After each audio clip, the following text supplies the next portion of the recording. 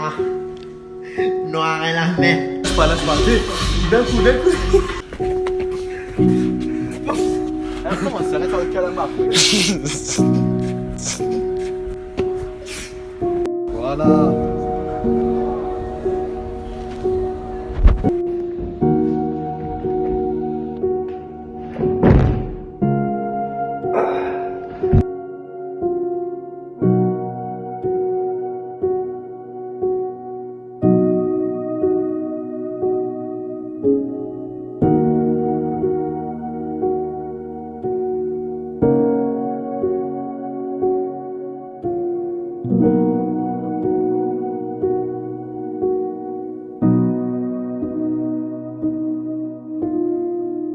On est en mai 2019. J'étais alors assis dans ma chambre étudiante, regardant le ciel. Et des idées noires me traversaient l'esprit. Je n'étais pas bien dans ma tête. Je n'étais pas bien dans ma peau. Je n'étais pas bien dans mon corps. J'étais un Jerry.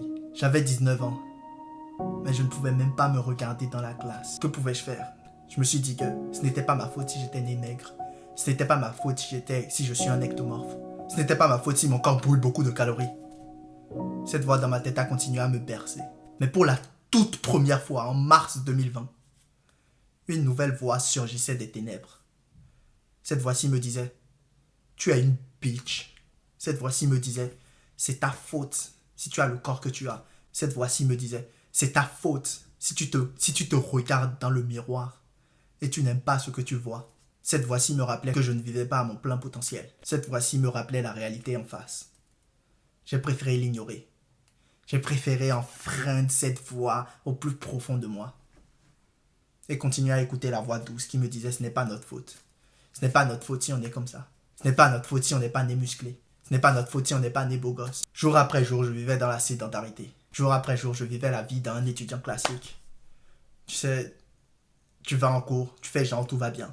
Tu rigoles avec tes potes. Tu rentres chez toi, tu sens la solitude. Tu te branles pour oublier cette solitude. Si tu as encore la chance, tu es comme moi, tu es loin de tes parents. Tu restes encore plus seul. Voilà à quoi ma vie se résumait. Jusqu'à un moment fatidique. Il y avait cette fille que je ne voulais pas laisser passer cette fois-ci. Il y avait cette jolie fille aux cheveux curly. On s'est rencontrés dans un cours d'anglais. On a parlé, on a sympathisé. On est devenus amis. Et je suis tout de suite tombé sous le charme. Je me suis dit, elle ne me rejettera pas. Elle m'acceptera comme je suis. Elle m'acceptera chétif et maigre. Elle m'acceptera exactement comme je suis. J'ai préféré ne pas avouer mes sentiments. J'ai préféré nourrir la chose, faire grandir la fleur. Faire grandir notre histoire avant de lui en parler. Puis un jour, elle est venue me voir. Elle m'a annoncé que elle avait un copain. Et que le copain l'avait. Je veux que tu prennes 2 secondes pour imaginer la chose. Genre, à quel point, bro, je veux vraiment que tu prennes 2 secondes pour imaginer la chose. Quel statut tu dois avoir dans la tête d'une personne pour que la personne vienne vers toi et littéralement te raconter ça. Je devais être inexistant à ses yeux. C'est là que j'ai compris une dure vérité. Une vérité qui fait mal. Et une vérité que peut-être beaucoup d'hommes ignorent. Une vérité que peut-être tu ignores. Ton physique est extrêmement important. Ton physique est extrêmement important. Je vais le répéter. Même si on veut te faire croire que tout le monde est sur le même pied d'égalité, c'est faux.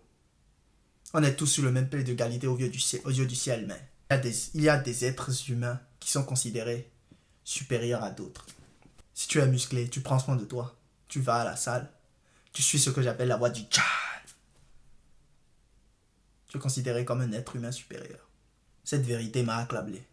J'ai donc décidé de devenir un être humain supérieur. J'ai donc décidé de devenir ce que j'appelle un Tchad. J'ai décidé de baisser le volume de la voix qui me berçait et d'augmenter le volume de la voix qui me disait que j'étais une bitch, que c'était ma faute si j'étais dans la situation où j'étais, que c'était ma faute. Au même moment, le confinement arrivait. Et chaque jour, je me levais, chaque jour, je regardais dans le miroir. Je regardais mes 62 kilos.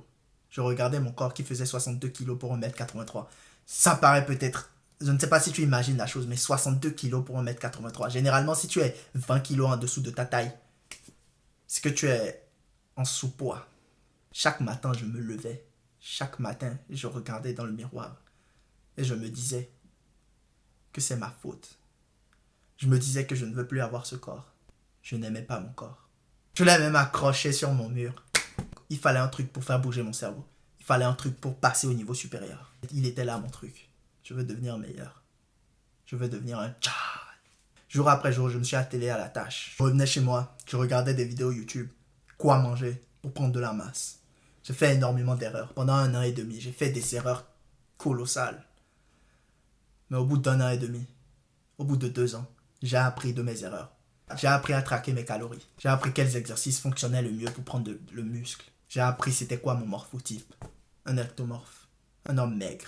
J'ai appris ce qu'il fallait faire pour prendre du muscle en tant qu'ectomorphe. Je me suis spécialisé dedans. Puis en été 2022, j'ai décidé que j'en avais appris assez pour pouvoir aider d'autres personnes à quitter la situation dans laquelle j'étais. Maigre, de mal dans sa peau, de Jerry. Pour arriver à la situation où je suis actuellement. Bien dans sa peau, qui va à la salle régulièrement, 6 fois par semaine. Qui est musclé. Qui est bien dans son corps. Pour devenir un tcha. Si tu es resté jusqu'à ce moment de la vidéo, alors merci. J'aimerais t'offrir un cadeau, mon e-book. Devenir un Johnny, 3 secrets pour prendre du muscle quand tu es maigre. J'espère qu'ils t'aideront toi aussi à sortir de la situation dans laquelle tu es. Le monde est à toi, il n'attend que toi pour le conquérir. À la prochaine dans une autre vidéo. Peace.